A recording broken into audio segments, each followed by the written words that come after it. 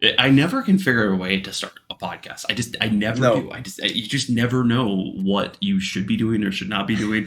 But Boblin has joined us today, everyone. I'm Sly47, and yeah, we're just gonna sit around and have a talking a little podcast. Yeah, I just unplugged my headset on accident, so I didn't hear what you said. But hey, guys, welcome to the podcast.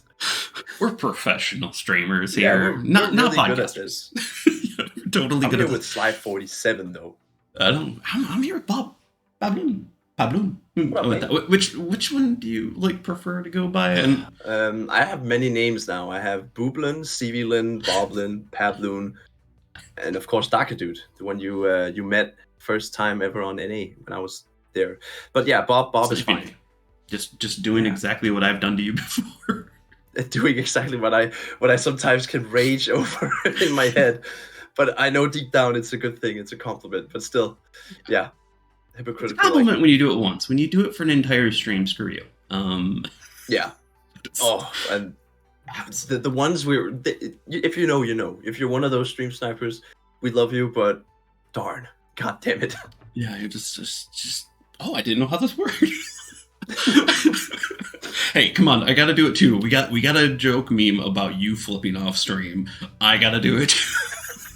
The worst thing is everything I do, it's on accident, and I realize it the second I've done it. Oh fuck, that was bad. That one was really good. Oh yeah. Oh man. But it's so live. You have it's live. Yeah, you can't hide. You can't hide. No, it's right there. It takes a lot to also get people to actually stream and do it live. Yeah, like that. It's a lot of effort. I know you've been doing it for a while. I could feel, when I did it the first time, I was very nervous, but I don't know. I guess it also comes down to the person. I think some people, can't get over the fact that there's people watching. But for me, when I'm playing, I notice the number in the chat, but once you do it ever so often, more and more, you just get used to it, and it actually becomes really enjoyable. Like right now, I prefer playing Blitz when I'm streaming because it's so much more fun that way, I think. Even though we get smashed, you've tried it yourself. You're gonna have that happen, and it's I actually I know plenty of people run into this and everything. I'd love to know what do you do when on stream when you're trying to handle that? Because I know we both have had our rage moments where we just I just want to rage quit. We're done. But what goes through your head there, Bob, when you're having a rage moment on stream and you gotta contain it? That's a really good question because it's something I've had to work on ever since I started streaming, and I think it's kind of become my thing also. So the way I see it is, in the beginning I was just gonna compress it and hold it in, don't show anything. But then you get those outbursts and you can't control it. And that's when you both look funny, but also stupid, and you feel kind of stupid afterward. So I just decided to, instead of, sugarcoating it, I was just going to address it head on and say, look, guys, I'm not enjoying the game when you guys are doing this. So if you want to be in the streams, play fair, play nice, don't counterpick all the time. But if you keep picking counterpicks and doing this and that, watching the stream when I fire torpedoes, for example, that's when I draw the line and I just put a 90-second delay on.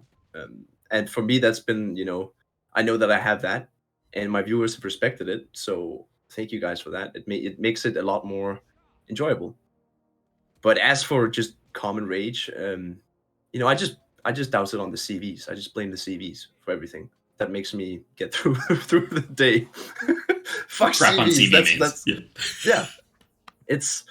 It's become like a meditation for me. It's also like a thing on my channel, I guess. I wanna preach the CV dislike. Let's not use the H word, but dislike. No, I'm gonna preach the H word. I'm totally out there. Fair enough. Then again, you've seen my Instagram comments and everything like that. I have. You got it, because there's some hate, but yeah, when you're streaming, it takes a while. I remember, I think it was almost a year and a half ago. I literally right after a stream, I went over to an entire clan's group that was just stream sniping me the entire game, and I had a heart to heart. And I'll call them out because they're perfect now. They're amazing, and that's Primo. Like that, they went in there with 2-3 squads to just purposely go after and kill me. And I went to them and I'm like, guys, I'm trying to show off a new ship. I'm trying to have fun, trying to you like come in here for like 2 to 3 games, and they actually were like, dude, you leveled with us, we love you, we're not gonna do it, and if we are, we're definitely gonna do it like 1 or 2 times and totally fuck you up, and then we're gonna leave. And I'm like, okay, I'm okay with it. That's cool.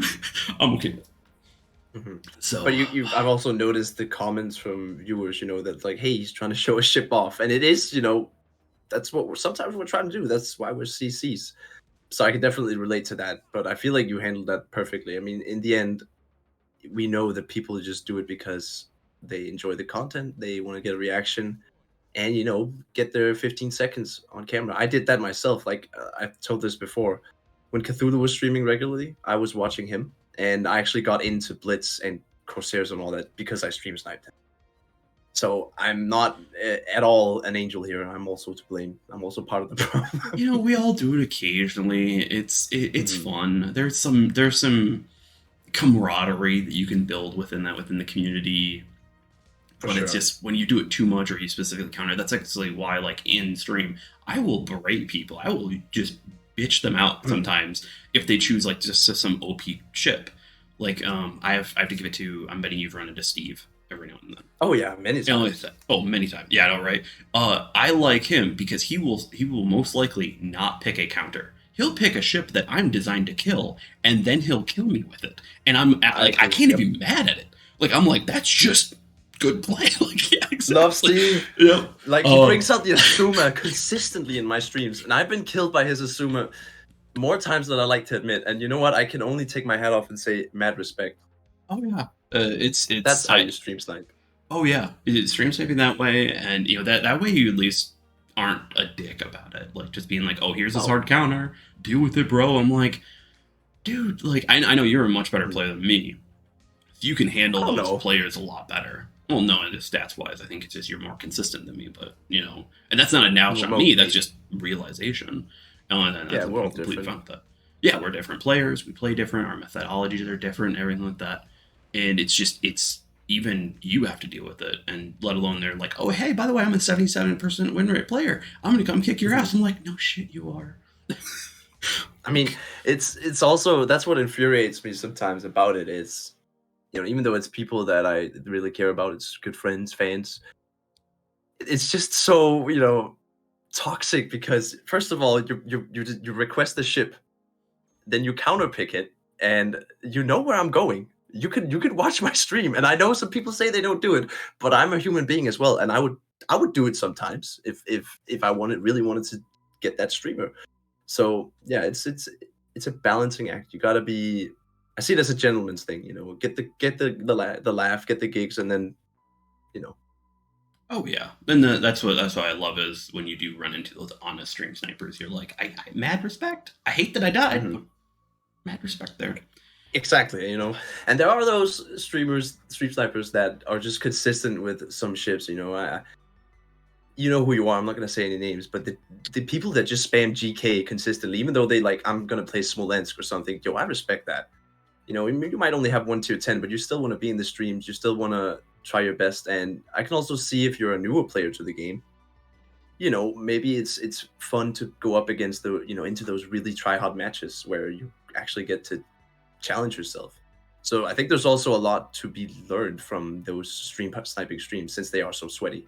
I mean, I can definitely feel myself being on my tippy toes whenever I'm playing that. I'm much more focused than I am just playing solo, and I still get smashed. They destroy me. Hey, it's just how it works. It's just the a fun cycle of of life. Blitz. Yeah, Which, it's speaking great. of fun of Blitz, shall we talk about what we were just about to start talking before we started recording? I think we should. Because Huron came out.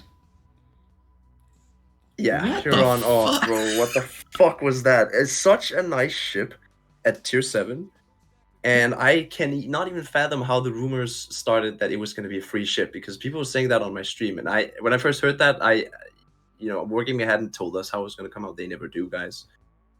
But I was not expecting a crate with a 1% chance. I did try for it because it was so cheap. But then again, I got the Orca camo, so I got the special camo for it. But same with the Iwami I got today. So, yeah. I think that was BS. I don't think Huron should have been such a bundle, goddammit. $40 for a really good Civ 7 DD. I was saying on streaming on the video that it was like $20 for just the ship. That way, they get basically 27, $28 with someone buying the camo. And then $35 with a little extra gold sprinkled in to kind of make the money a little bit more, and then put the Orca camo in. And it would have sold like hotcakes. It would. It baffles me how, like, you remember what I said, this ancient monetization strategy? I mean, it is ancient. Mm-hmm. You don't see Fortnite, Call of Duty, Battlefield.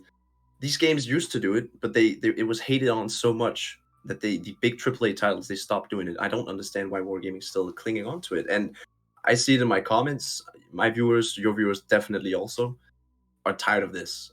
And what do you think? Because I can see myself, I play a lot of other games more than I used to. And basically the reason Blitz is fun right now is because I have a channel and I have a community, and I love doing that.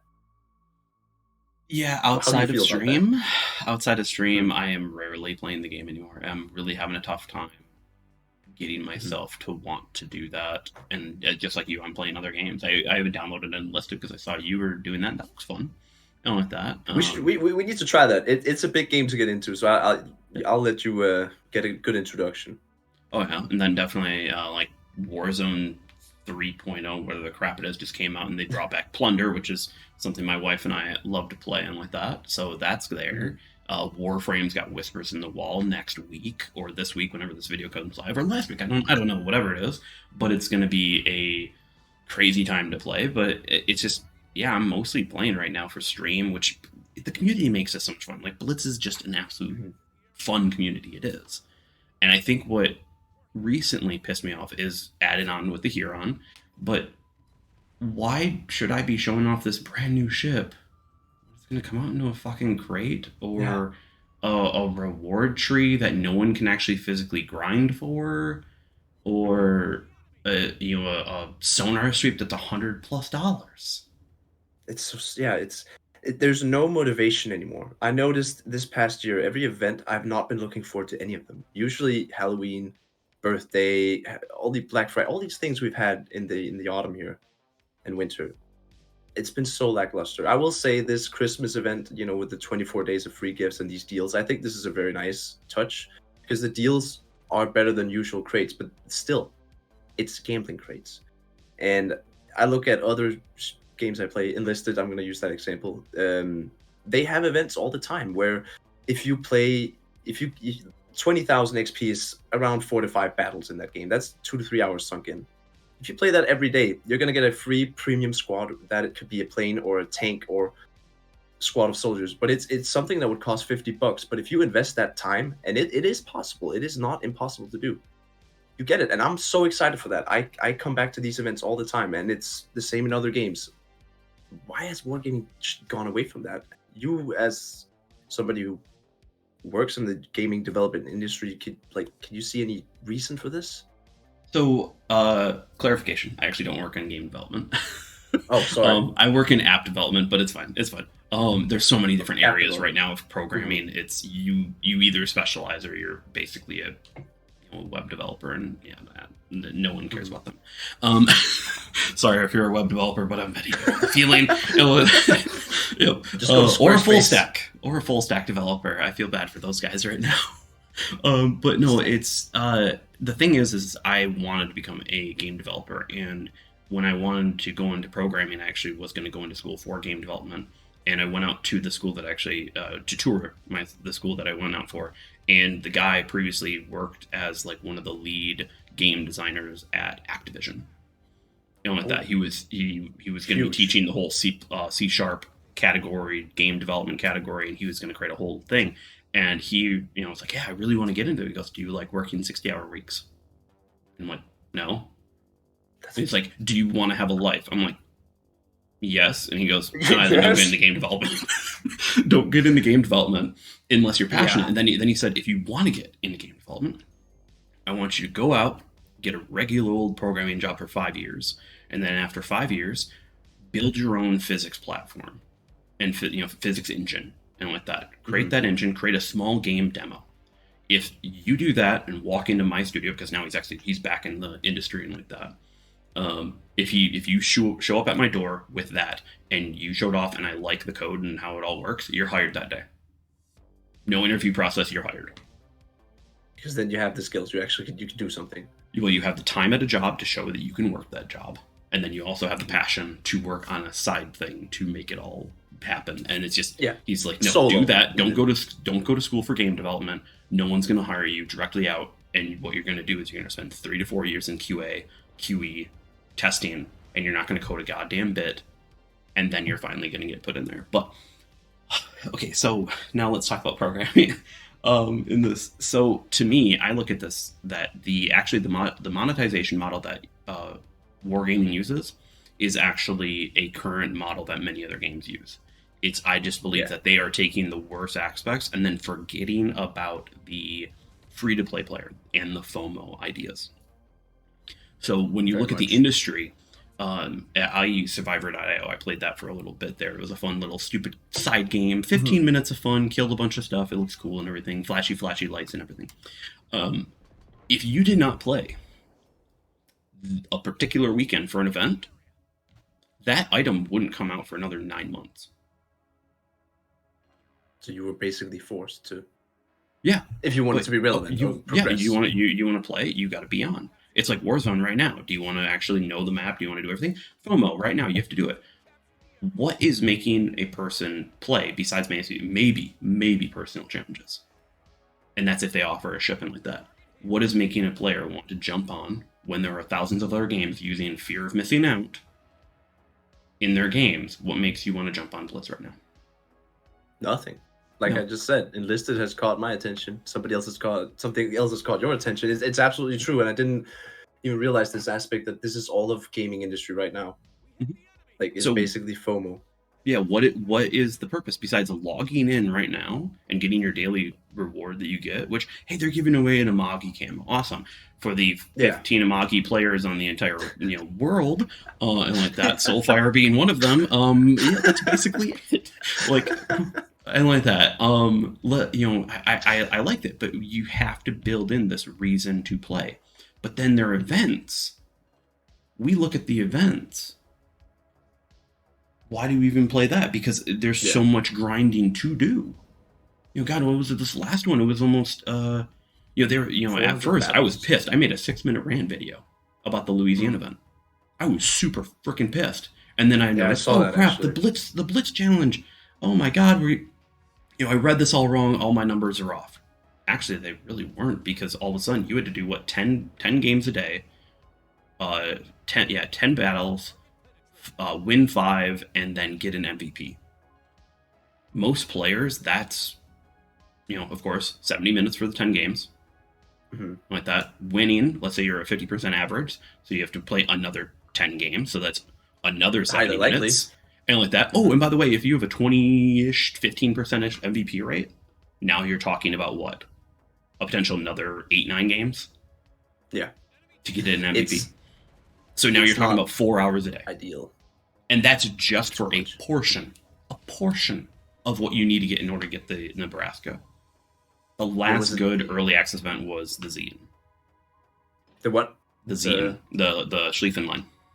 Oh yeah, true. Because I remember it was pretty easy. Everybody got the tier 8, and there was actually a bunch of people that also I got the Schlieffen. And I think you're right. The last good one was the battle cruisers there. Because it was 120. It was I think we calculated at the time it was around 125% of the regular tier 8 grind to go from tier 1 to tier 8. At all. Yeah, you get to use any ship that you want. It should also, Wargaming and the company should also get people's, we're investing time, and that's how they, make money, I guess. So it also makes sense that it needs to be a grind, but as many battles as they require nowadays, it's just absolutely insane. So you're right. I think nobody's motivated anymore, and you can see that in the comments as well. It's pretty much becoming a dead game in terms of keeping veteran players and also newer players invested. Like there's nothing that invests me anymore.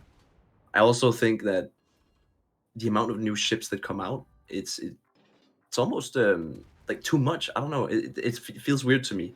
We've had too much this year. Like we've had the FDR, we've had Louisiana. Well, they're coming out. I don't know. We don't know when they're coming out yet, whether this year or next year. But it's just there's been so much in the span of such a little time, and I feel like the game can't keep up. Like we got this insane amount of planes now, and they're making this AA rework. They are doing a ton of good things, but I feel like it's just, the power creep is really setting in terms of not ships in general, but just the game in general. It's becoming like you look at some stuff like Warframe, and that's actually something they've been trying to address. Is I'm at nearly 4,000 hours on that game, and I still have shit to do. How are you, as a new player, going to look at it and go, "Oh my god, I want all this stuff," and it's going to take for fucking ever? Now, the one thing that I have to say, especially you're like, "Hey, it's kind of becoming a dead game and everything." I don't think it's exactly becoming a dead game, but I think it's getting stale. And the staleness is coming is that they aren't iterating on anything that is gameplay relevant. They're adding, per se, the San Martin line. Awesome, it's got this new kind of new technique, awesome, cool. But there's a bunch of old ships or old game modes that are pretty much that, like Grand Battles. I jumped in queue today on NA. I couldn't get in a game within 5 minutes. No, it's so dumb. It's such a bad game mode. I've played one grand battle in my life. One. And it was almost a full bot game, and I thought to myself, okay, here I can try the Kraken skill if I'm lucky, but then again, do I want to waste my time with that? No. No, like Blitz Royale, Blitz Royale's barely dead, but the gameplay itself is basically keeping this game alive, but that's only going to work for so long. The gameplay is great, but you're right, it's only going to work for so long because to keep the gameplay interesting, they need to add new stuff, and to be realistic, Wargaming have added so much stuff to this game that it's only a matter of time before we get, more CVs, and I don't think we're gonna get submarines, but yeah. Jet fighters, where's my missiles? For real, Wargaming, if you're gonna add a fucking jet plane to the game, give me surface-to-air missiles.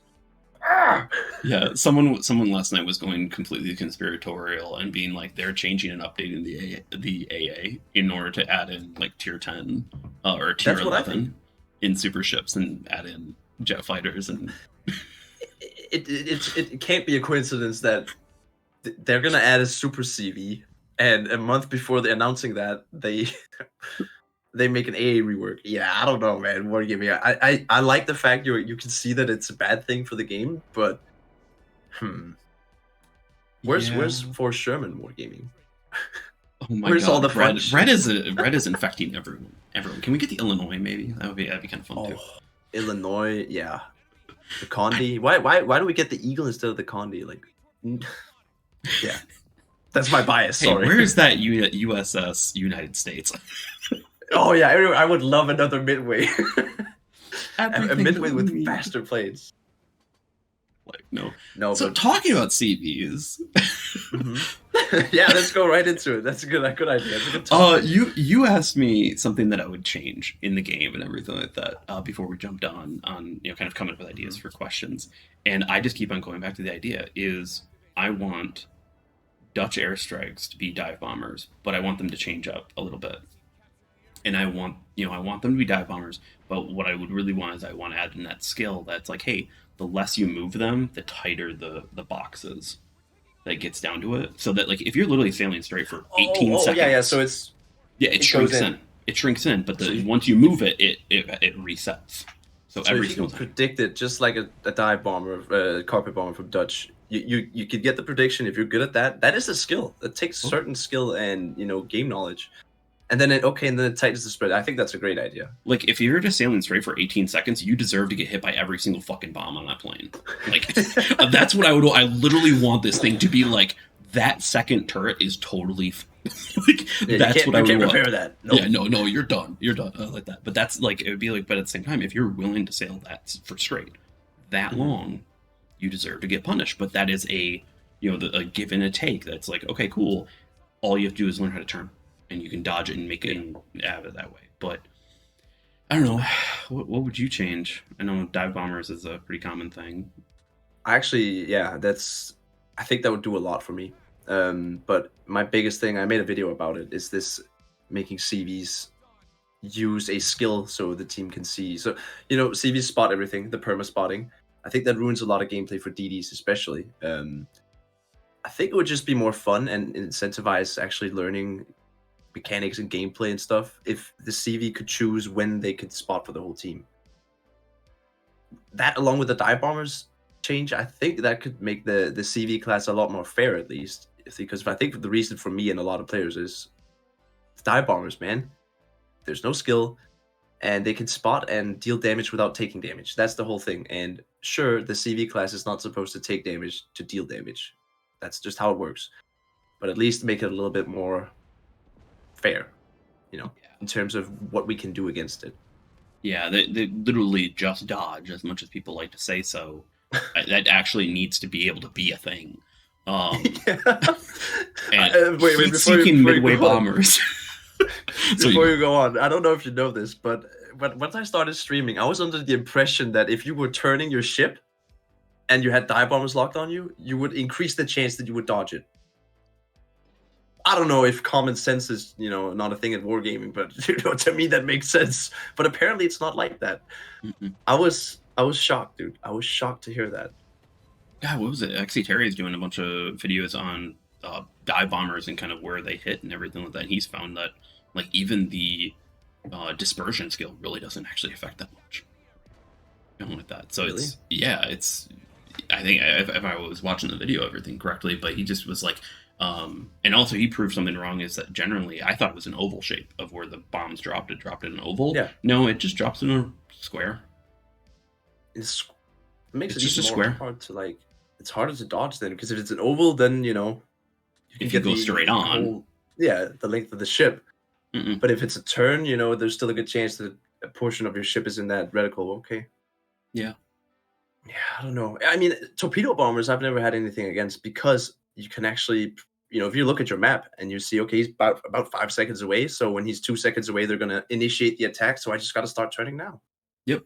Pull, I don't pull think back, reverse, and turn. The hard rudder and everything. I don't think anyone's ever been mad if a Hakuryu one-shot them with 2 torpedo squadrons. Sure, it sucks, but bro, he's got the weakest planes HP level, and it's the hardest thing to do in this game, I would say. Isn't Nakamov I don't know if they're the now? weakest. Oh yeah, true, Nakamov. Yeah. That I was thing. just thinking it was like, things, but yeah, it definitely does. But it's still, that doesn't feel unfair to me. It definitely feels more fair than the midway dropping 9K on you. In a DD, man.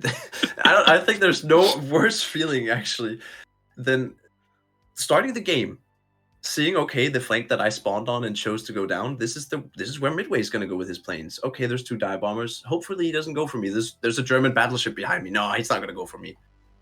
2 seconds later, you're down to 1/3 HP, and you're like, okay, that's my damage control. Here comes another set of dive bombers. It's just, bruh. Carriers need to change. Yeah, that's the biggest thing for me. Yeah, and I also wouldn't even mind maybe adjusting your idea. I was actually kind of thinking as you were explaining it again, is what if instead, if you had to have a ship near the actual planes, so like they had like a 6-kilometer bubble. So basically, if you had a DD nearby, the planes could spot for you that way. It's not like a skill you click. It's just basically a communication level. And then you could also balance it and be like, hey, let's say Malta has a higher range on the bubble around each one of their planes for spotting to let everyone know it's there. Something like that. That's a really good idea. That would also incentivize even more strategy from the CV. And if you're playing it with the tune, you can say, DD, please go out there and could buffer your spotting. It's an interesting idea, actually. I mean, I don't know how much that would... trolling that the button on the CV could do, because they could also not do anything and not click it. Be like, I'm not going to show it because these guys are assholes. They're throwing the game. And the CV with that, well, the CV has the power, so yeah, that probably wouldn't be good. But at the same time, it's a difficult thing. It's better than what it is right now. Like, I don't care. So either way. Yeah, I don't know. I don't think, I'm going to be completely honest and pessimistic here. I don't think they're ever going to change CVs in a more balanced way. But I feel like it's important we keep trying and giving them ideas, because you can complain a lot about a problem, but if you don't have a solution, then it's not much help. And I feel like we're trying. They weren't really going to fix the turret bug. and we complained enough. They were not gonna fix the turd bug.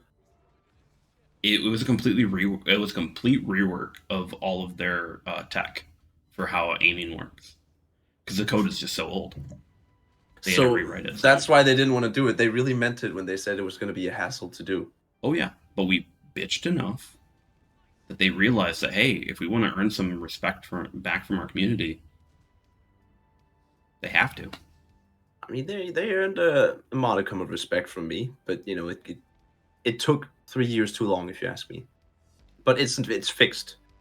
But you know, it's that way we gotta go. Like you say, it's making they haven't updated the game and you know the gameplay in a long time.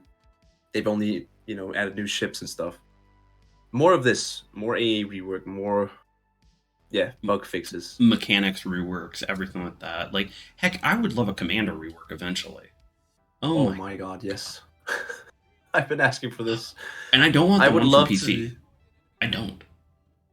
No, but I definitely still want a talent, skill tree, where just something different, because right now we have a universal captain for everything. I like the fact that they have cruiser captains. If you put a commander on your ship and it's a cruiser, he has cruiser skills. That also, kind of ruins if you say you have a gear, it's a cruiser. If a gear, the cruiser captain doesn't have any secondary skills, you'd wish you have a battleship commander. So there needs to be this ability to be flexible, be able to do a lot of different things. And that's what I'm really missing about the commanders right now. Like, for example, the only way I can protect my Puerto Rico from planes is by putting supplies and equipment in. I would love to maybe have some more AA skills. Say you're playing an American cruiser with not the best AA, but if you want to spec into it, you can do that. Right now, it's more of like a placebo, if you ask me. It doesn't really feel like much. I want basically a Borderlands style. And what that is, you go up the offensive, you go up the defensive, you go up the AA, you go up the support, and like that. And I want you to go up all of them, and like that. But where you put your points first matters. Eventually, you're going to have a point in every single one. You're going to be maxed out, and it's going to take a while. But the one thing that I definitely would want is I would want literally every 5 games you're getting another point to work on. Like I'd want like you get a light APCS and then you get a heavy APCS later if you put more spec into it and like that. So that way you're constantly evolving. The grinds, 8+ on a commander, take forever. Bro, I remember my first time realizing the grind for a commander. And I thought to myself, this is the most stupid thing I've ever seen. I hope they don't mean much. They do mean a lot. They do help you, but again, I got a 140k damage in Henry without a commander, without realizing. So you can definitely play without commanders, but I've probably sunk more money into commanders than anything else in this game, because it's just I guess it's my character flaw that I want to have the best advantage possible. So if I got a tier 10 ship with a level 7 commander, then I'm gonna put in the money to get him to level 11, even though some people might find that stupid, but it's just such a long grind, and if I want to keep playing that ship, I gotta have that. But you also have commanders that literally can make or break certain ships. Oh yeah, they can Stepan Makarov. Oh yeah, Stefan Makarov being one of them. It's just you have these skills that are locked up at so high. Or you notice that a ship takes a life of its own the moment you get APCS, or for me, the MVR, the dispersion, the ammo or the armor penetration buff on the bombs. That thing, I get so many citadels every freaking game because of that thing now. I'm like, this is so much better. It's just Goliath. With Goliath. Jellicoe, it's insane. Yeah. It makes it so it's like a crutch thing. If you from Call of Duty Zombies, they had the crutch perks. You had to have Juggernaut, you had to have Stamina Up, Speed Cola, Double Tap. Like, if you want to play Petro, it is a crutch that you at least have Stepan Makarov. And, well, you don't have to, but you have to have APCS. You have to have APCS. If you want to be competitive and go up against Moskva and Stalingrad, your brethren, sister ships, I guess not sister ships, but the counterparts, you have to have APCS. Most, if we can, plus from Stepan Makarov, and if you can get the dispersion camo as well, and the legendary mod. That's how much money is that? That's easily 30,000 gold if you're not lucky. Yeah, it's more Stefan Makarov being the problem with that, because I think it's the camo. When it did come out, it was actually for resources, elements, right? resources, Yeah. and like that. You of course have $16 for the leg mod. You have to pimp it Yeah. out. You have to get the 3 Infinity Stones in order to make it work. It's just, I don't think it's like this in the PC version. I know it's 2 different games, but they are taking so much content from that game and making it, getting it in here. Why can't we have the way that legendary commanders work in their game? I love the way they work. So, for example, let's take Gunter Luchens. He's like the hipper in their game. When you get 150, or sorry, it's 100 secondary hits, your secondary reload increases by 15%, and you get some other bonuses. So, doing something in game, just kind of like Halsey actually, gives you a boost. That makes it so you're not flat out OP from the beginning. But if you do play well and you manage to get into good positions, you get rewarded. That's, in my opinion, what a legendary commander should be, and why Halsey is such a fun commander. No, you look at Felipe on PC. Like you can get Henri's reload down to like 2-3 seconds if you're on the last little bit of health. If you get a ton of kills, you can really shave off that reload. Venezia with Sansonetti, you get like 3 kilometers extra range if you get the first kill. That's fun. That also incentivizes aggressive play for certain commanders. I don't hate the way they work in this game right now, legendary commanders, but I do think it's the amount of money you have to pay for them, it's not worth it in some cases. Yeah, I think I want to say there's probably about 4 or 5 that are basically required for their lines to be good, and outside of that, it's at least they gave it for they gave like Nelson for free. That was nice, especially right around the same time the same Kutuzov. Yeah. Not Kutuzov, Kuznetsov. Yeah, they do give him away, and I think if they want people to play this game, especially the free-to-play players, which in my opinion are the most important players, because it's a free game. Exactly. And if I was a free-to-play player and I saw a personal challenge with a legendary commander, no matter who it was, I don't care which legendary commander, I will play that. Because legendary commanders make you feel powerful, Yeah. It's that grind though, that commander grind. I've got like 5 commanders that I'm working on right now, and I'm like, this is so painful. Spend the gold. Wargaming wants you to spend the gold. Spend 18,000 gold for a level 12 commander. God, who was it? Someone on Discord was like, they saw me going through all the different grinds I got to do, and they're like, I'm gonna donate money to you, and I'm like, but this month's the charity event. If you donate, it's going to the charity. And goes, I'm waiting until January 1st. I want you to spend it. But by the way, how much money have you raised for charity? I feel like it's crazy. Last night we broke 1,000. Oh no way! Yes way. Oh my god! Yo guys, Blitz community, you guys are so fucking amazing. $1,000. Yeah, it's like a month's salary for me. That's so good, guys. Wait, what's the charity?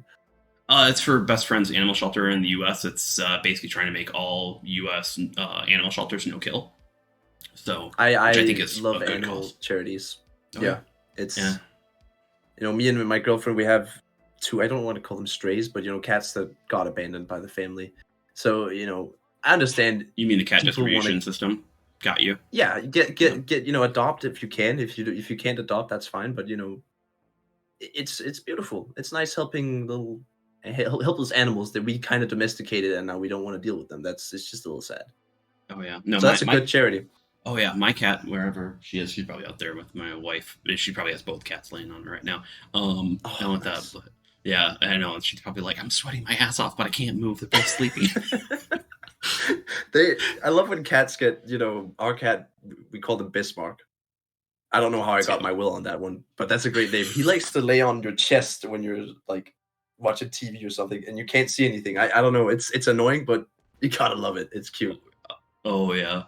Yeah, no, you gotta rescue. Yeah, if you can, of course. I know, like my sister is allergic, so she gets the dogs that are special, with that and like that. But hey, she can do what she can. I mean, I kind of get it with dogs since it's easier to what's it called raise them when they're from 8 weeks old, right? Yeah. But a cat, it's like they're so independent most of the time, so my cat was easier skittish. at least. My cat, It was? yeah, my cat. The previous owners must have been abusive, and like that. But now she is a spoiled little rotten brat. So I think I've Oh done my my, I god, think I've done dude. my job as Sam on that. But yeah, we've raised over $1,000. Though last night That's was amazing. really the quest to give Nas a membership. So I think it was Les McRoy, Jinx, and Tack were all donating membership so much that it broke the bot from YouTube. It didn't announce Oh my anymore. god, dude. Yo, That he you was guys are trying to get. fucking amazing. I know It, that's the best part about this community. It's what yeah. keeps us here, right? Yeah, exactly. Guys, the only reason we are still doing this YouTube, at least I can't speak for you, but for myself, is because of this community. Yeah, I Oh, absolutely fell in love with it. It took me by storm how warm of welcome you get just for streaming, man. People are just so nice, and Les McRoy has definitely also been in my stream donating. I mean, it's you guys are insane. And you know, I'm not at the point right now where I can raise for charity, but when I saw you were doing a charity event, I was like, dude, that's amazing. The fact that we could do this in our community, such a small community, just kind of shows the big hearts that people have. At least you know, that's what I think. I was very worried I wasn't gonna. It was maybe oh cool, I put $100 my own. We maybe get Mhm. $200, and I thought that was gonna be kind of it. And I was so But no. scared to try it because I was like, at first it was actually I was going to split the money 50-50 between that and like a ship, like a museum ship, and donate to that. Mhm. And I just was like, that's a little too complicated. Let's just go one right now. And I think now that I've had this, I think probably in February, March, I probably will do another one that will go towards a museum ship of some kind, or Or you should do um, that. That would be epic. oh yeah, What's the closest museum ship to you? There's a quite a bit in the there's a U.S. lot in my area. Depends on if you want to say the ones that saw action or Coast Guard. Um, Well, I think like we're a huge I Coast don't Guard area in not my to neglect the Coast Guard or anything. I know I am Navy guy, and we like to hate on the Coast Guard. They are, but I think a ship that's been in action is just a little more interesting. I don't know. Yeah, I don't know if the USS Edson, which actually is a Forrest Sherman class. Yo, Yeah, Red would be it's through the over roof. here. So I'm over here in Michigan, Yeah. and it's over here. I think in Saginaw area. Yeah, I think it is in Saginaw area. And like that because we have a bunch of ships over here that like we have some older ones. Wait, We do have you a have crap ships on load Lake Erie? of Or the Erie lakes, down the there. Great Lakes? Probably, yeah, No, do you yeah. have? So there. Okay, I mean, yeah. I guess you could put a Yeah, museum I'm more ship near there. Lake Michigan, which we actually have a lot of the like boats they ferried people over and ferried Oh yeah, equipment. yeah, yeah. And like that, so a lot of the equipment. We have a few of the ducks that were actually on Normandy. Oh, cool. Yeah, they call them ducks now, but the boats, whatever you want to call them. I'm not Yeah, a the huge history buff. PT boat, the landing craft. Yeah, the landing craft. I mean the landing craft. Mm. Yeah. We have a few older ships on my side, but over there they've got the USS Edson, which I plan on the moment we get it into our press account. I'm going to go over there because my dad actually used to live over there, so I thought it'd be kind of cool, father son, That's go over epic. there, see them, and then I was going to have my dad take a picture of me playing the Forrest Sherman on the Forrest Sherman, Oh, the Forrest Sherman. and then Forrest Sherman specifically message Red and make him jealous. Yeah. You should definitely. Red, if you're Oh. watching this, like the day Forrest Sherman comes out, we expect you to go fucking haywire. I can't wait to see that. The day it gets announced. Oh man, I'm I turning almost the I entire almost kind of want. subreddit or the Discord into a Forrest Sherman Discord. I almost kind of want Wargaming to not announce the ship and just tell us in secrecy, and then one day we just all upload Forrest Sherman videos, and Red's he's gonna flip his shit. Oh yeah. No, he's gonna see No, some, no. he's gonna see his plane. He's gonna see his plane, so it's gonna be Yeah. Oh yeah, he's gonna be on. He's gonna be. Oh, they're on. They're testing a ship. Yeah, I'm gonna queue up. Then oh, it's Forrest Sherman. oh he's gonna Oh freak man, out. Oh man. You gotta give him we love you, Red. Oh yeah. The persistence on that guy with Forrest Sherman. It's been like 1.5 years, 2 years. Ever since the no, it was another ship that he was really excited about. I think it was Druid. And then all of a sudden he Maybe changed Ragnar. over to Forrest Sherman. No, it was Ragnar. It was Ragnar, yes, Yeah, you're right. Ragnar. Yeah. He's It had was a lot Ragnar. of Marceau, then Ragnar, Druid, Vampire. Now, what else? I feel like we're missing one. Huron? Well, he's played every DD. Rigolo. Oh yeah. Yeah, Rugolo. Oh my god. Okay, wait. I have a question for you because I I despise Regolo. Not for the ship itself, but every time I play Regolo, I go up against. Last time on stream was triple Columbo, not in division, just randomly triple Columbo. No DDs on enemy team. I cannot, for the life of me, make that ship fun at all. And people say it's so good, and it's good, right? But I would rather play a Kleber. Just saying. That's so. The problem with Regolo is it's very much similar to almost like the Cossack. Is a lot of people. It's a very high skill cannon ship. Sometimes it's going to work. Sometimes it's not going to work. Is it meta? Absolutely. In the right hands and in the right everything, it can be it's so much better than Venezia now. Venezia basically doesn't even have an existence to live anymore. Rest in peace, Venezia. Yeah. It's so true, though. I literally suggested this weekend, I was like, let's just revert all the buffs or all the nerfs from Venezia when it first came out. Just please, just revert them all. And just see if it changes anything. I don't think it's going to break the game because like back then when Venezia came out, that was considered crazy. Just imagine what we have now. I mean, Hindenburg can do what Venezia does. Yeah, 2-tapping DDs. Oh my god. Oh, with Sansonetti, you could 1-tap them one time. If it was tier 9, you could completely obliterate them. But now I don't know. Yeah. No, I want Regolo, but I am also going to go always into it. It's like, okay, there's going to be games. You're going to do 20k. Yeah. Barely. You're just irrelevant. Yep. You're just a boat. Oh, but Kleber is fun. I like playing other things. You're not much of a DD guy. I am. And with that, I love the Delny. I love the Delny. It's that cigar boat. You just floor it. And with that, I know the Kleber is the same way. But like Kleber, the arcs just kill it for me. Delny is just so easy to use. Delny is very crispy. That's a good word for it. It feels like if you take a knife and scrape the batter, it's really crispy. That's Delny. Like it goes fast. It's juicy. It's got good guns. You don't need a smoke. You just rush B, do not stop. Exactly. Oh man.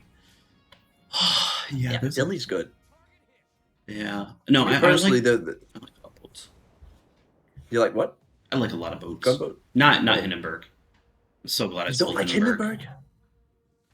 I traded out for a Marseille, so bro. I've actually been oddly enjoying it really well, and I don't know how I feel though. Okay, let's take Marseille after because I agree with you. It's growing on me. But why do you not like Hindenburg? I mean, I can see some good reasons for not liking it, for sure. So I think that when I look at it, I would rather, if I want something to snipe at long range with AP, I'm going to bring out the Stalingrad or the Nevsky. I just like those better. I like having a little bit of radar. I like having a little bit of support. I also never had it on my main account where I actually played it with the leg mod, with the space camo. Like, I do know those things definitely help. For sure. And let alone Hipper. Like, I know a lot of people run Hipper on their Hindenburg. I've heard it's good. I've never done it, though. I would. It is actually pretty good. It's just I still remember going back to my early days that actually everyone this is old days and like that when Boblin came out with a new video series called Cruisers of Blitz, and I basically was yep, I'm done with that series on my channel because Boblin came in, did it 50 times better than me, so I'm done with it. Yep, wrap it up, boys. Yep. You came in, just killed it. But when I did the whole video on it, I realized that you look through all the stats at the time. The Hindenburg's the most mediocre stat-based cruiser. Like when you look at the stats, it just does everything. Okay. It is known as the jack of all trades on PC, Yeah. But over there, the one thing that makes me say it's not a jack of all trades is you have no AA and your HE sucks. Yep. But it's not good.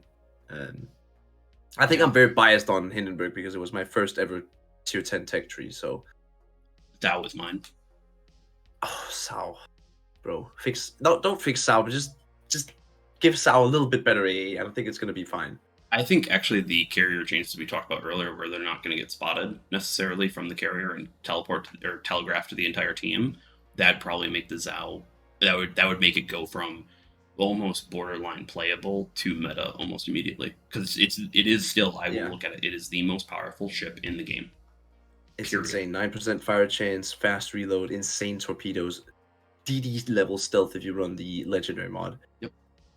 And the thing is, yeah, you're right. If they did implement the carrier changes with spotting, like you talked about, Sao, if you don't get the team spotting from the carrier, and he's just gonna focus you, Sao is good enough at turning and actually does have DFA one, so does a tiny bit of AA damage, but you actually are very, very nimble and can move pretty easily. So dodging torpedoes hasn't been difficult for me. The difficult thing in Sao is the crossfire you get into, where you just can't really defend yourself from the amount of stuff that comes. Well, you look at the difference of the meta when it came out versus now. You've got Vermonts, you've got Columbos, you've got Proycians, you've got a variety of different battleships that you are known as a pinata, and they will pop you in immediately, and they will get Citadel crises, and your health is gone. And as much as I know I love Blitz for having everyone having a health and everything like that, there is nothing going to help repair you from a triple Citadel from a Vermont off bat, or God forbid, an incomparable. Like it's like no, you're out of that game.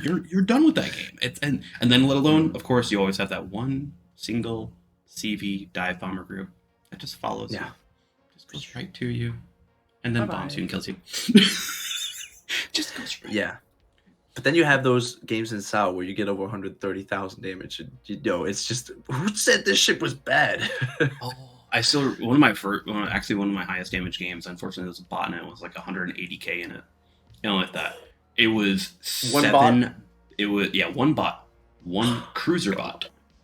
No. 6 battleships. 6 battleships that game. Oh, you had fun. Felt like a god. Wait, so you had no DDs on the enemy team? Yeah, you were the one who had the best detection in that whole game. Oh, I could literally spin. I because of course they just turtled. I literally just spun the entire game, just launching. The deadly whirlwind. Oh yeah. Danger pylon whirlwind.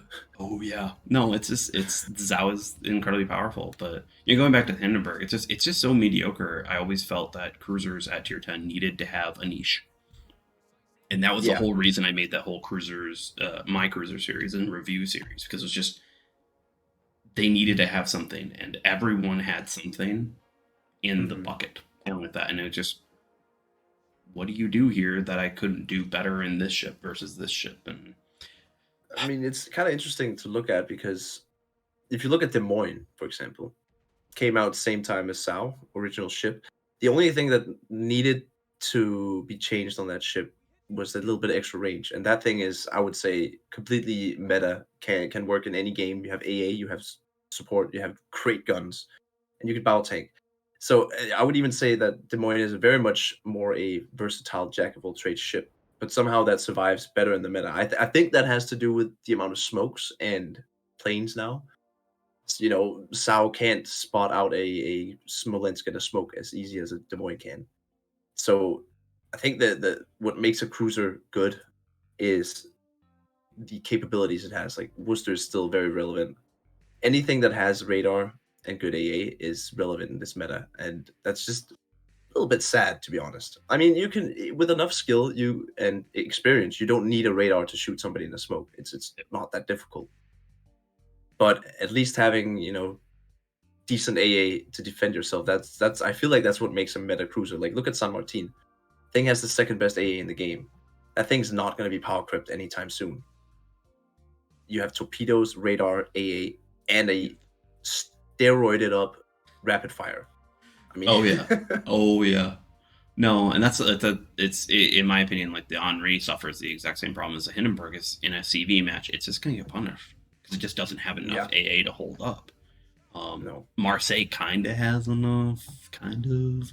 Nevsky definitely. I'm not gonna lie. As much as I love Nevsky, I'm feeling like next year it's probably going into playable. And I know a bunch of people are going, what? But I'm like, it's just it's kind of been turned into a bland ship. Like, there's especially a lot of those range buffs recently.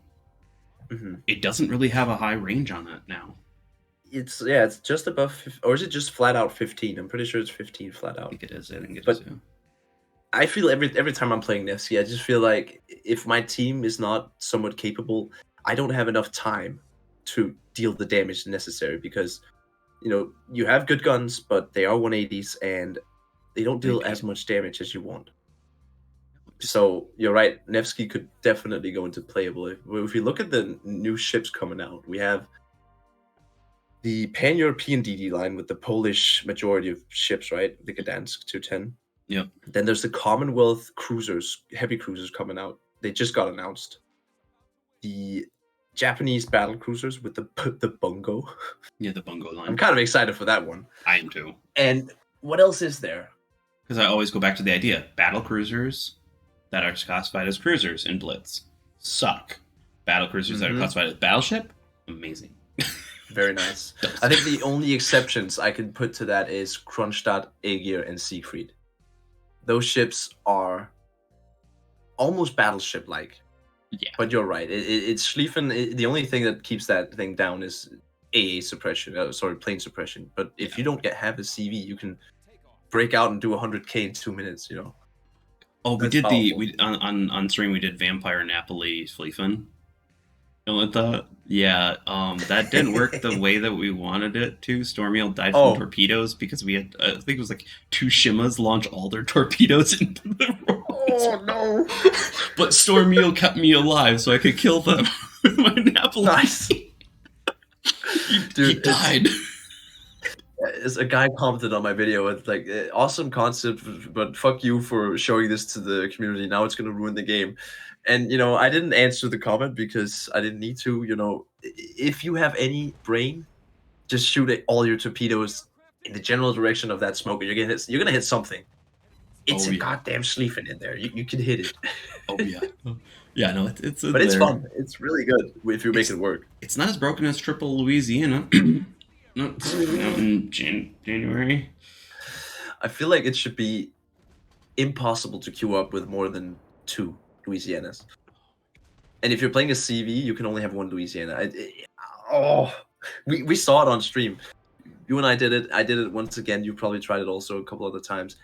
I haven't failed it once. Because there's nothing to fail. It's so easy. Just press the buttons. I think we failed it once, but it required a Malta and 2 Black Republics along with Red in a DD. Oh no, Red and Steve in a DD with Mr. Mime in one of the Black Republics. Like it was like we were dealing a sweat as fuck, and yeah, it was a tough game. If I'm remembering right, but it was just like Louisiana's going to come into the game, and I'm probably going to take a break. I have to be honest. Louisiana is what killed my motivation for this game. It really did. Sorry, Wargaming. You fucked up. You done goofed. You shouldn't have added that shit. I mean, we realistically have 10% of the player base. I have some viewers that are really excited for it, and hey, that's awesome. I get it. If you like CVs and battleships, this is epic. But yeah, I to be honest, the Thinking Man's action game is not as fun. I would rather play chess, like honestly, than deal with CVs. I love a variety. And that's why I love like Warframe.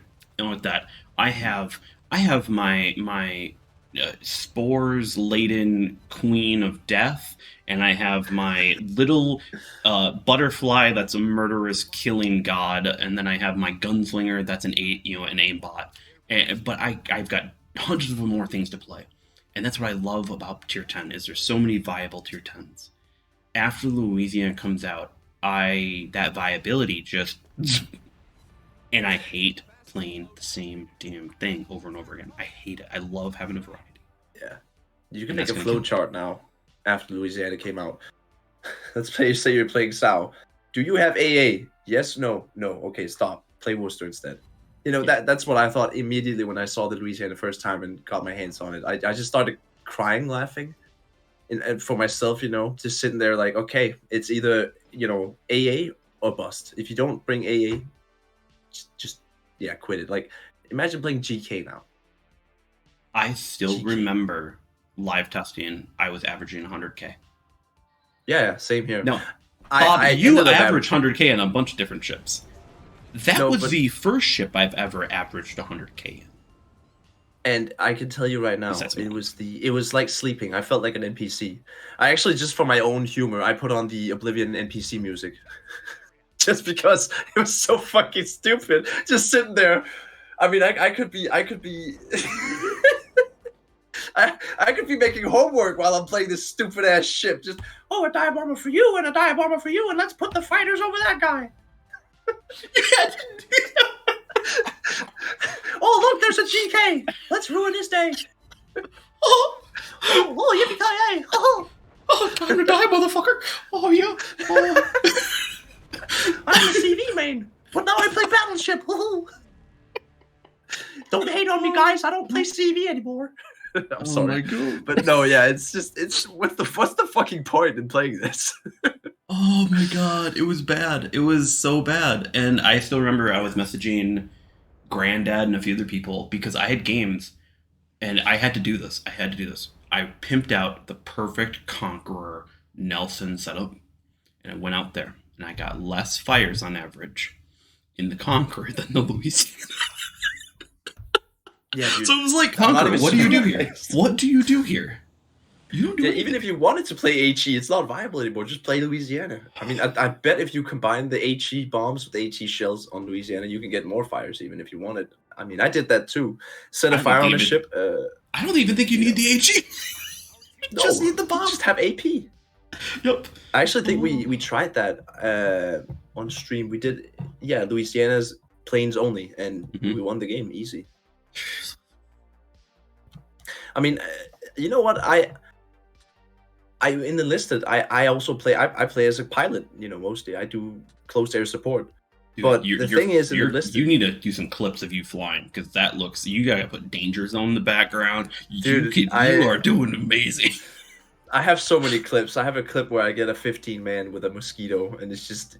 But the thing is with Enlisted, you know, even people hate planes and they hate tanks sitting, you know, far back. You can counter it. It's easy to counter. Actually, if I took my STG and shot up in the sky at the plane coming down, if he's diving down towards me, I can easily hit his engine and knock him out. We said this before. There's literally no, you know, counter you can take. You cannot do anything in your ship against planes that's of your skill level. Like if I can, you know, put a bullet in the canopy of a plane with a rifle, I should be able to get the kill. But like I can't even aim my fucking guns up there. Like my Bofors guns are they're controlled by AI from, you know, Windows Vista time. Even having the ability to focus your A in quadrants like PC can, I think that would be a miracle to make it at least feel like your AA can do something. You know, I've talked about maybe having it where, oh cool, you pop, you know, air defense alert, and there's almost a little mini game that pops up, kind of type of thing, where if you tap certain things, you can literally, even though you have horrible AA, you can take out a squadron or two. Something where it's like a carrier is like, I'd actually, in that case, I'd also want to make carriers have a little bit more air wings on them and stuff like that, balance them all out. But it's like, no, I want to make it feel like I have something I can fucking do against them. Because some days, some games, you have nothing. You have nothing. It's, I mean, especially going back to SAO, like, if you got Midway or Malta coming after you, it's just a matter of how bad the CV is at using their attacks. Because if you're good at dodging, you can just prolong the death, but it's going to happen inevitably. Like, I always figure I've died in the Worcester. Yeah, many times. Dive bombers coming in, you don't have your DFAA, and it's just, you're done. Yep. But, you know, I played this, it's like Metal Storm, but it's a World War II version. And, you know, a lot of World War II planes had a rear gunner. So when you're not controlling the rear gunner in this game, it's just an AI. But you can actually press a button and you control this rear gunner, just like in Battlefield or something. I always wanted that to come to Blitz. So let's say you're sitting with your starboard side towards the enemy CV's direction, and you see planes coming in, and I'm like, okay, I'm gonna put my ship on this course, and I'm gonna meet the planes head on. I'm gonna go into this firing mode, and then you have like a general reticle. You don't have any help as to where you have to aim, but you actually have to estimate the speed and the altitude, and actually somewhat use your brain, because, and then like you say, if that's gonna ever happen, the squadrons needs to be bigger, and it needs to be a detriment if you do get hit. So I don't know. it's I feel like it would just help Sao a little bit, but you would still get smashed. It should still be the fact that if you don't have any AA, you'll get smashed. But I think it feels better knowing that you yourself shot down 3 planes, right? And Yeah. because you didn't shoot down more planes, you got damaged. It's rewarding for you now because you feel like you did something. It's not just something out of your control completely. It's Mhm. it's you do it, and when you have these mechanics, like I go back to World of Tanks days. My wife used to be a horrible RD main and with that, which is very much similar to it being a CB main, but I she was know. hilariously good at it, and she played the ones that like were more annoying than they were powerful. Like they weren't like nuking you in one shot. They were like, oh hey, your track's dead, but she hit you, so then your track is out. And oh, by the way, I'm coming around the corner right now. Like we would team up and do that thing. Oh, the T100 LT. Oh, that thing. I did dirty things in that thing. T100, Oh, is that a Soviet? yeah, Soviet. It was a pancake like DD. Like it had like a I don't think 100 millimeter or something like that. It was Also, small, but you you could zipped hold around down that. very. And you could do the hold down thing where you sit in ditch and just hide, pretty much. I mean, No, I would sit in the ditch and I wouldn't be seen because I was so small. hmm, You just hide. But no, it's just that's like perfect. you wanna have that equation of making it feel like someone can do something about it. And if you're feeling like it's just this godlike thing that you can't control at all, well, how can you be skilled to play against it? How can Exactly. you yourself influence that? Um, I think, it's yeah, there's so many problems with balance. and if you look at another aspect of it, if we want to see how are CVs balanced in general, like, compared to the other classes. If we look at the leaderboards every month, I know in general the leaderboards is flawed in that way. If you play the most, and you have a consistent, damage result output, you're gonna get trophies, right? I've done it twice. Lots of your viewers have done it. It's easy, but it's very evident to anyone who's done this, grinded this, that the people who are usually in the top are the ones who pick a tier 9 CV with 2 tier 10 players, get into bot games, and abuse the matchmaking mechanics. And if they do get into a real player game, they have the best advantage possible. That also just infuriates me, man. I played, because I did it solo both times, I played almost 20 hours a day. I barely slept. And that's on my own, I chose that myself. So I know that's what I went into. But it just infuriated me when I saw that, the same CV main has been playing Enterprise or Essex for like 5,000 games. And they somehow managed to keep up with me, even though they play half the time I do. So they're not only don't do they have an advantage in game, they also have an advantage overall, like in the leaderboards. It's just it's Well, a flawed system. they have an advantage as well, especially whenever you play tier 9 in randoms. Knowing Oh that you're boy. going to run into that tier 9 CV with two Black Republics or two Black Montanas Mhm. or God, two CCs.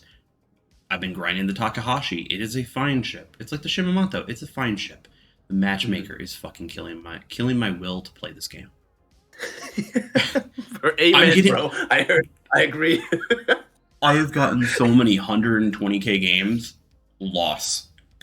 The worst Bro, defender one time is 112k. The next person on my team 28k. that's one of those days where it's like, if it's a Sunday, you can say, okay, it was a Sunday. It's a weekend. But if it's not, you're not uninstalled. But you close the app and you go do something else. Yep. I am going to go clean It's the house. I'm gonna do something I'm gonna go productive make a because this video. ain't I don't productive. know. Shit. Yeah, it's nowadays also. It's just I go in and play the game and I'm like, okay, I got a gameplay. We're making a video now because it's just Good. sometimes Go. I've said to myself, I'm gonna make a video today. I'm gonna make Bob plays a live commentary, Yep. and you know how it is. I play on NA a lot of the times there because of the requests people give, and it's not the populated time I play. So sometimes I can sit there and play. Let's say I have to play San Diego. I can play for 3 hours, getting bot games and just in general bullshit matchmaking. It's oh, that's when you quit. Oh man, When you quit, big time.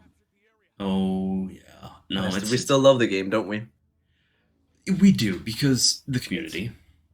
We yeah. like producing videos for that stuff. I know a lot of people find it so weird, but you know, uh, this goes back to, I remember PC for World of Warships PC. I actually built in a stats profile application because they still had their API open for them, and eventually I started enjoying programming for the program more than playing the game.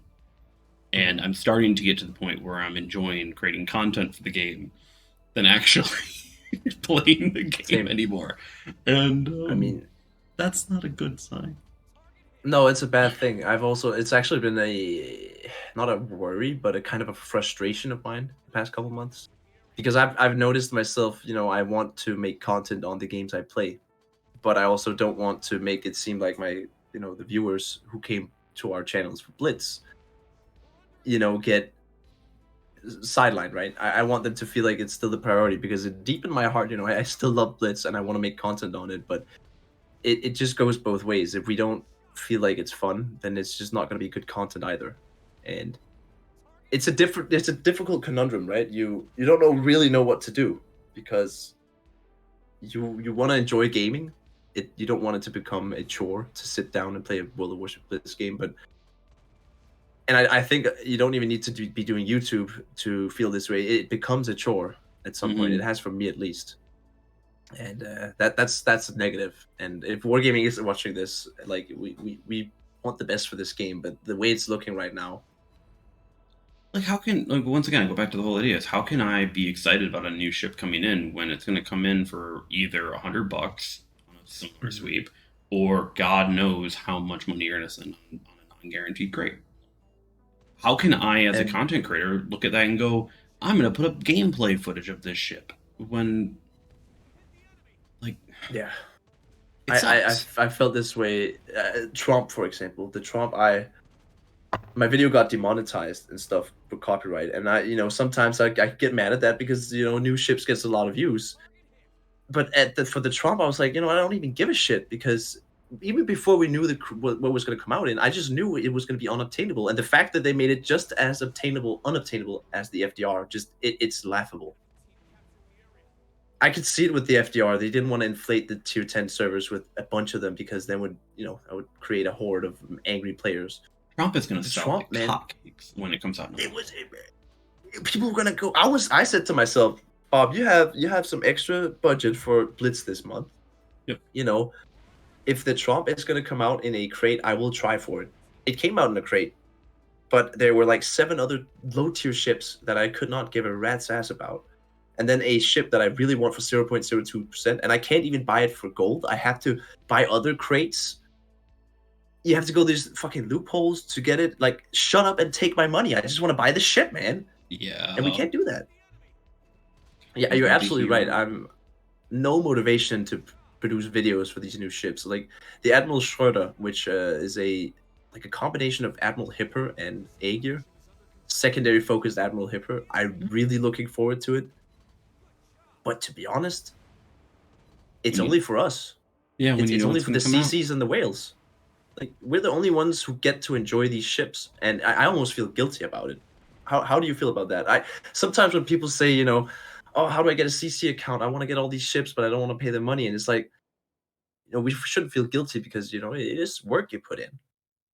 But at the same time, like, it just feels like it puts some distance between us and the community in a bad way. Like, so it just feels wrong.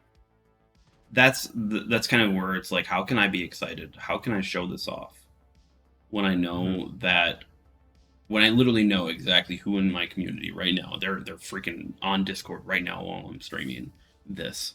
I know exactly who's going to whale for it, and it's going to cost them $100 and $200, something like that. Doesn't matter. They're going to get it, and like that. And everyone else watching that isn't a whale, good luck, kiss your ass goodbye. You're not going to get it. Like, how can I be excited for it? And that's where I'm kind of like, as a community contributor and, as a fairly large one in the community, I tend to look at this as, I gotta say something. I gotta speak up. I gotta use the platform that I have to speak up for those people. And, as much as I can say it, it's more, it's like the AA buffs. Getting people on Instagram, getting people on YouTube to comment that gives me the power to actually walk up to Wargaming and go, this isn't my fucking idea. This is the community's, and that can back me up. And, you know, you're getting big enough. Pig Bay's getting big enough. You guys have the power. You guys have the communities. You can mobilize them around something like the AA buffs, like I did. I really do believe we could change some very key critical points of this game to make things better. You know what? And I just got to do thought? that. What? We have to force Wargaming to watch this podcast because it's coming at the end of the year, right? And we're talking about a lot of subjects that's been up this year, and in the community have been talking about. We've been talking about. And you're absolutely right with the amount of reach that me and Pickbay and you have. You're absolutely right. We need we have the responsibility to do something about it. Just I think it was yesterday I saw a comment on my one of my videos, and it said, I've spent so much money on this game, and I don't mind doing that because I love the game, but the pricing is just so fucking unrealistic. Like, he didn't say that, but I just thought to myself, yeah, I'm not a Saudi prince. I don't have that kind of money, bro.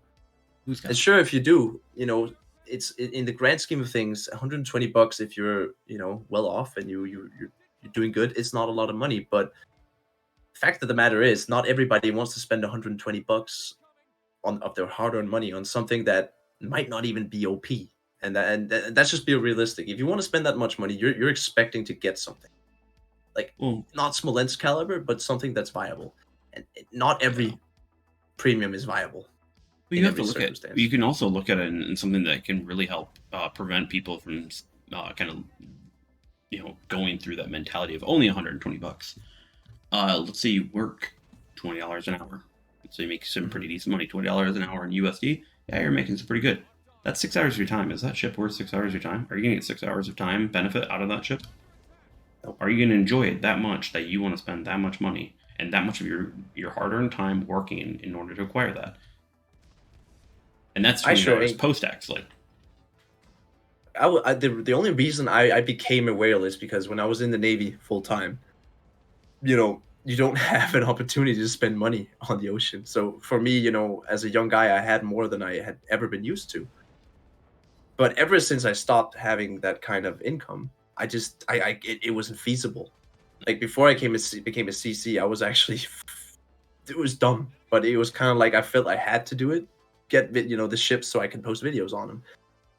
But I could not have kept that up. It was the stupidest thing ever. And if I had not been made a CC, I don't think I would have, continued doing YouTube, because it's just so expensive. Like, $120, you can get bad example because Call of Duty 3 right now is probably a little bit too expensive, but $80 for a Call of Duty game, the newest, and then you can also buy a bunch of skins if you wanted to, and you buy them outright. You're not paying for a gambling crate. I'm wondering when Wargaming is going to realize that they need to switch from becoming a ship-selling, premium-selling game to a skin-selling game. Yeah, they need to rework the camo system and make it more a cosmetic game. You're absolutely right. And the way it works right now on PC is a ship comes out, it's either in a bundle or it's in the dockyard where you can grind to it. And then some of them are in crates.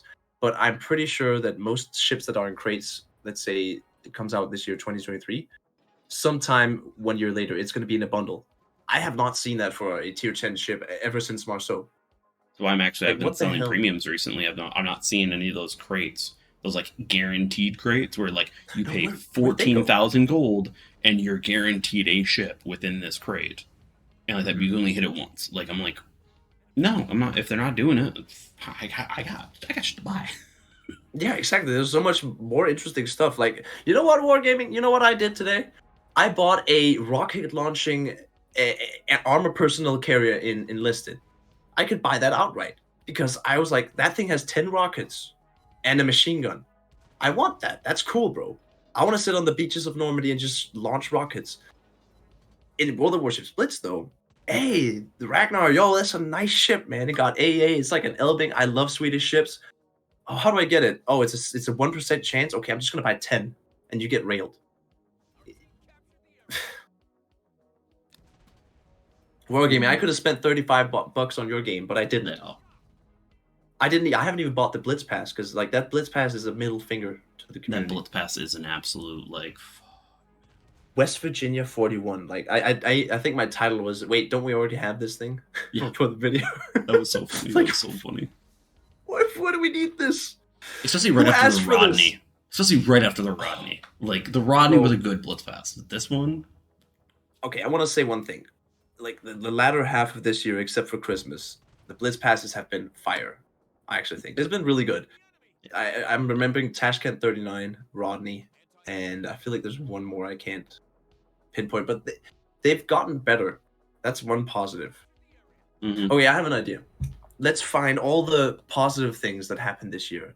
You know, we focused a lot on the negatives. Okay, so All right. the most positive parts of this year. The fact we're already laughing is great.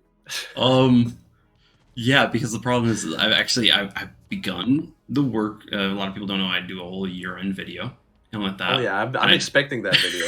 I know, and oh boy, this year, there's a. It's been something. It has been something, hasn't it? It's been fun. Definitely. God, we started off with such an amazing thing that I had to cancel a video and make a new one to bitch about them doing pay-to-win bullshit. What was that? Right off the camo that they were selling, the increasing damage camo for money. Oh yeah, the new camos there. You're right. Oh yeah, and then okay, so what have you They had fixed this- it though. we've had- They fixed it. Yeah, it's for free now, right? All while we were doing that, we didn't even know. We were all just fired up. We won against this. They released the Atlantica. Wait, was that this year? Oh my god, I feel like it's been such a long time. Atlantica. Atlantica was this year?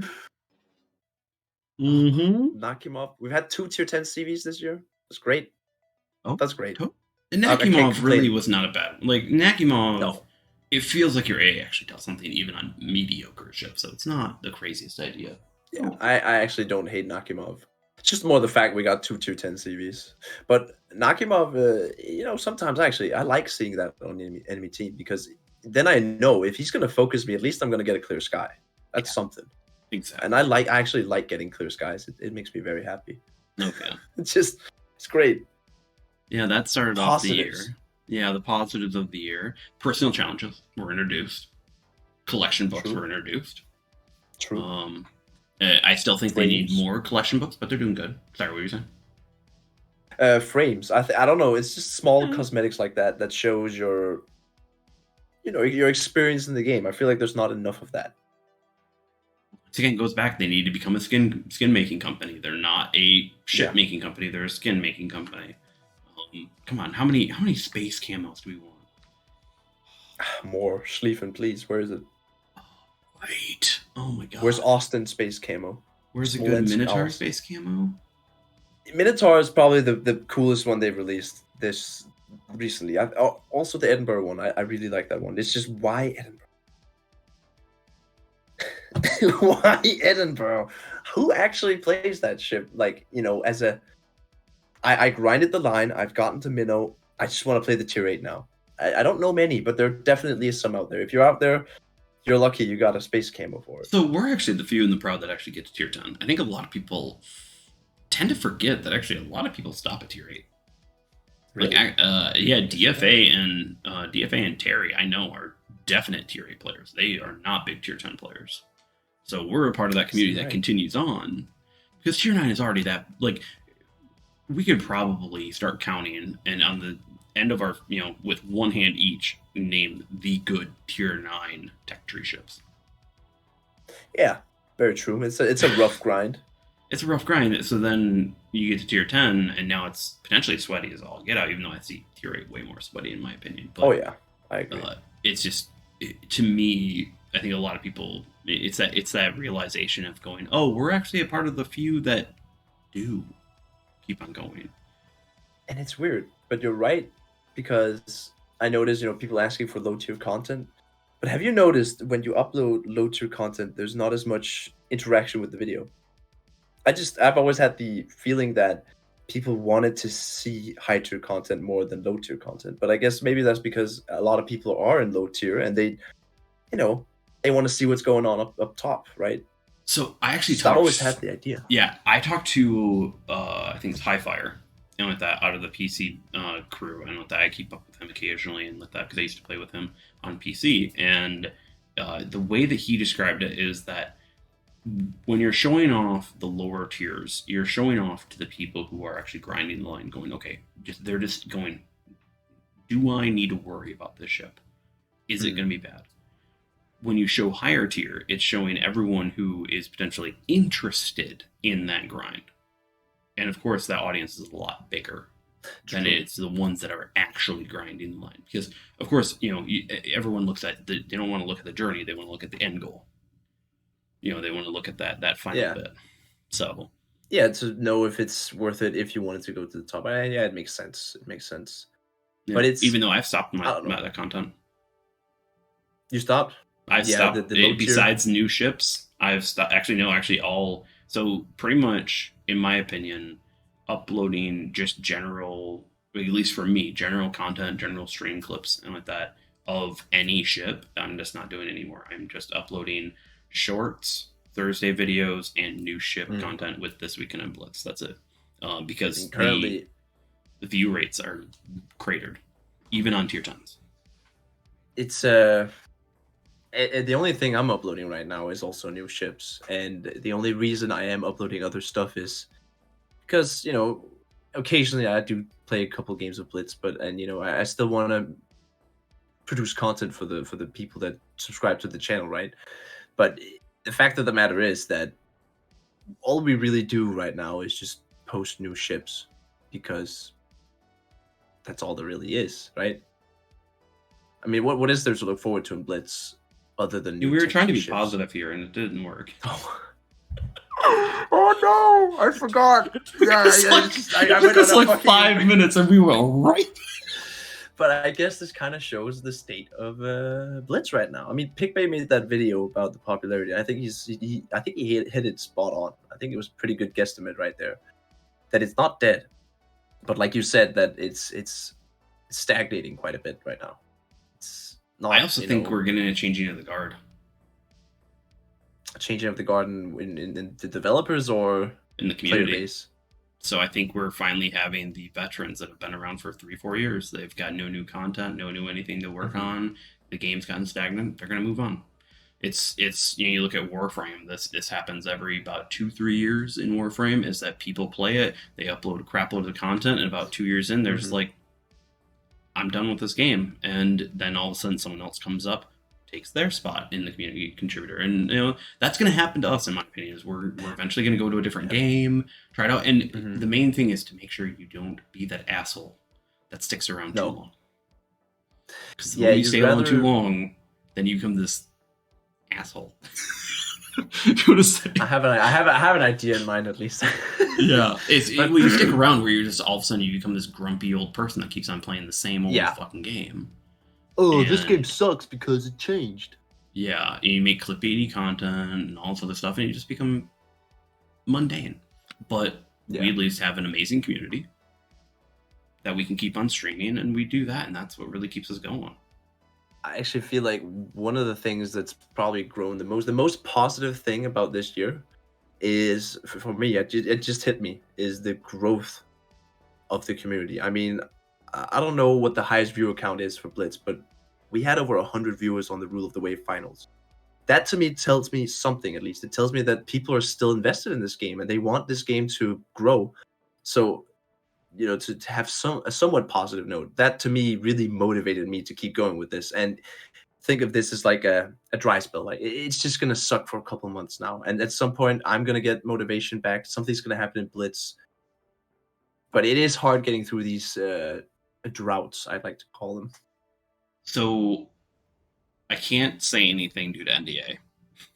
No, I know with that. You've told me. But I have advanced knowledge of something that I am very interested to see what occurs in the coming months. I'm pretty sure I know what you're talking about. You let me know. Yeah, we'll talk. And if we're thinking of the same, if we're thinking of the same thing, I agree. Yep, it's we might be in a new era, and I want to see how that new era goes. And I do have to say, positive wise, Valk has been amazing as a community contributor, as a community manager. And like best fucking community manager ever. Bella's been basically doing the balancing, and she's been doing a damn fine job at it. That's to me is a community manager, and the community are keeping this game going.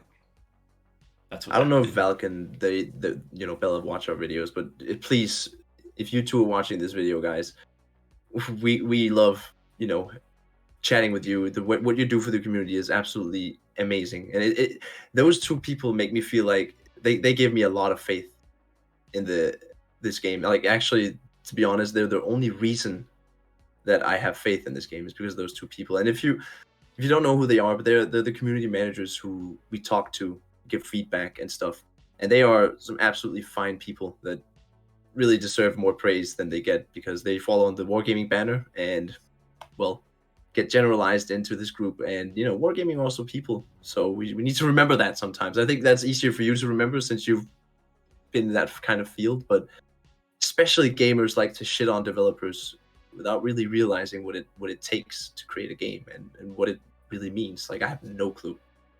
Oh yeah, when people bitch, they're like, "Oh my god, Valk did this or Bella did this." I'm like, actually, they really don't do that. Like, even events, we bitch to Valk about it. Valk doesn't produce the events. No, Bella doesn't even produce the events. Bella doesn't produce all the balancing passes either. She's just been kind of using side projects in order to make that happen. And it's just one of those things that a lot of people they don't understand the concept that, in reality, we are 2 to 3 positions removed from the actual person, and that person is never going to get on a freaking podcast like this. They're never going to jump on. They don't even play the game. Nope. Okay, yeah, I think they do, but they play it within such a small bubble. Yeah. That they don't. It's private games. It's closed lobbies where they test stuff. Obviously, they play test the game, but for me, it just feels like they don't even know what's going on in the game most of the time. The guys who actually make the decisions. I could be wrong here, but it just feels like every game though. Every game, every community feels like they're like they don't actually play the game at all because they didn't even notice this. I'm like, yeah, but you play the game literally nonstop. Do you understand? I can also, the argument, don't bring your work home. I can totally see that. Like, if you work with a game, I understand why you don't want to play it. So I guess my complaint is kind of invalid. I mean, now thinking about it, but yeah. But game developers tend to actually be pretty passionate. I look at once I go to Warframe, that's a great example because you actually see some of their developers will stream it after work. Mm-hmm. That's epic. Oh yeah, look at Metalstorm. Like, it looks like both of us got in from Pig Bay. Pig Bay slowly infecting the community with the game. We're all becoming CV mates. yeah. Hey, we didn't want to play CVs, but we just want to shoot things with planes. I just want to play in my jet planes, bro. Right. Yeah, I know. It's one of those things that you look at. It's like even Metalstorm developers play their game with the community, and if you don't have those people engaging in the community, they're not going to know how to change some things or what the pain points of. So now you're having the telephone game coming from the community managers from the community, getting the right answer to them or the right thought. I mean, one thing I noticed about Metalstorm, even though I'm pretty sure it's a very new game. It is. It just feels like there's a passion for it. It feels like the developers really love this game. Like, the UI, this smoothness of controls. You could just sense that these developers really wanted this to be a nice game. And right now, in the current state of Blitz, I don't have that feeling of the passion. It feels like a cash grab. So, Blitz originally did start as a cash grab. Yeah, of course. Like, if anyone doesn't know the story of that one, yeah, they were like, "Hey, we're Chinese developers. Let's make a World of Warships on mobile." And then Wargaming was like, "What if we team up?" Why not? Mm-hmm. I mean, look where it got them. I think it was a gamble that was worthwhile. Oh, I think it's been a very worthwhile gamble, and I'm interested to see what the next few months go. I am. But God, it is sometimes so hard to be positive about this under NDA. Be what? It's hard positive, to be positive. Yeah. Not under NDA. NDA is not this NDA is so like my NDA at work is literally like they will have my kidney by the afternoon if I screw up. bro. The Danish intelligence servers check my my life from tip to toe. Oh yeah. Every second year, this NDA. I respect it. But I'm not afraid for my life like I am with the intelligence services. Well, they can still have your ass. They definitely can. Oh But yeah, it's more like, okay, what's the level of effort? And in this game, it's not much. Like I still no. remember when I first met Valk, and he finally like we had a one-on-one call with and he was or kind of a one-on-one chat, I should say, and he didn't realize what my job was, and all of a sudden he was like, "Oh, so I could literally tell you NDA stuff that like you won't tell anyone." I'm like, "Yeah, because I've actually had NDAs that will have my ass." My work that I work with makes more money than you do in a day than you in a year. Just no. Okay, yeah. So there's more NDA to this. It's layers on layers in yours. No. I mean, what can they realistically? Of course, if it's major Yeah, lawsuit or some shit, I don't know. But I feel like if you just follow the rules and you don't do anything stupid, the worst thing they can do if you fuck up is take away your CC status. yeah. And I've always said this: if I can't voice my opinion, which you are allowed to, No. we can say almost whatever we want. Almost, if they take that away because I said my opinion, then I'm totally fine with it. They're just gonna lose a YouTuber. Well, it goes back to a business relationship. Once the business relationship is no longer profitable for both ends, then that's where it breaks off. So Yeah. that's the idea. And basically, the one thing that they will never let us say is, basically, hey, don't do crates or something like that, or don't spend your money on this ship. We can say a ship is bad, Mm-hmm. but that doesn't mean that we don't say and hurt their bottom line. So, and sometimes even bad publicity is good publicity. So you have to battle that. I mean, look at Smolensk. Smolensk, God, I guess, that is the bitch. the definitive bad PR, but at the same time the best PR because like I just uploaded my first ever Smolensk video and I say it in the video. I don't think this ship is great for the game, but I fucking love playing it sometimes. It's so fun. I fucking hate You playing know. it. I cratered my stats in it specifically because it was my first ship to do like over 90k average, and I was like, no, that's not going to be in my top 10. That's not. I'm going to go into a bunch of battles. I'm going to crater my stats and make it so it doesn't go in the top 10. And then every time people make me play it, it creeps back up in there. It just keeps on creeping back Respect up. though. Respect though. I mean, it's like PB selling all his CVs. I need to do that myself, but at the same time, people I've like only masochism. I've kept the Graf Zeppelin, the MBR, and the Nakimov because they have the guns, and there is some humor to taking Gorshkov on Nakimov and going Smolensk mode. Oh, There's something about it, bro. there is. It's glorious. Oh yeah. Well, we tried to be positive about the game. We tried, guys, but we're also a part of this community. We also play this game, and we have the same frustrations you do. We just We try to put do. on a nice face. And once again, commenting on our videos, sharing your thoughts. Every time you comment, you give us a validation to wargaming that we can then go, it's not just a community contributor that plays all the time. No, this is a community's feeling. So if you want things to change, commenting on Instagram, commenting on Facebook, commenting on YouTube, and like that, commenting in Send a DM. streams. Yeah, send a DM, giving us that gives us basically weaponry to use to go, this is a problem, we want to change it. Because Blitz has a fantastic gameplay. It does. It has a fantastic game amazing. loop. It really has a lot to do, and God, I can't wait for was it Google Play PC beta is going to be going out soon. So soon you're going to have a full on client that's not going to crash like BlueStacks. Yeah, I can't wait, dude. With on Windows and potentially And Mac. So we might have even more people come in. and also I will say this: like I've played Legends, I've played WoW's PC, and I've played Blitz. Out of those three, no bias. I feel like the easiest game to get into as a new player is Blitz, and the easiest game to get addicted to is also Blitz because there's more room for error. Even though you can still make huge mistakes, but in PC, like if you play Cruiser and you make one mistake, you're done. You're out. Legends is the same, right? They have the same armor mechanics. I feel like this game has best potential to become mainstream. And if you look at War Thunder Naval, right, they also have a naval game mode now. That is too realistic and too niche, and it's just boring. Because to be fair, naval battles are pretty slow and boring. But Blitz is fast paced, it's fun, and there's a lot of strategy and skill ceiling. So it's just, I think that might also be why we're so bummed out, is because we see the potential and we both are PC master race gamers, as I like to say, and we still ended up playing a mobile game. Like, come on. I know, right? That's something. I don't know what that tells, the developers. There is something here, but yeah, no, I think they know there is something there. It's just the problem is capitalizing on it. You look back right now, it's on life support. Yeah, I don't think it's on life support. I think it's definitely on that steady as they go plateau, and you can only stay on that plateau for so long until you run out of content, you run out of new things to show off. You have to reinvigorate. We actually have to bop off here soon on the podcast. Yeah, and I noticed. Yeah, it just goes back to this idea that, in my opinion, I have a feeling they need to pull what I would always consider a second dream for Warframe. And with that Warframe, you could play 100-something hours, and the game is just like, it's the same thing over and over again. You're like, where is this fun? Second dream hits, all of a sudden, brand new game.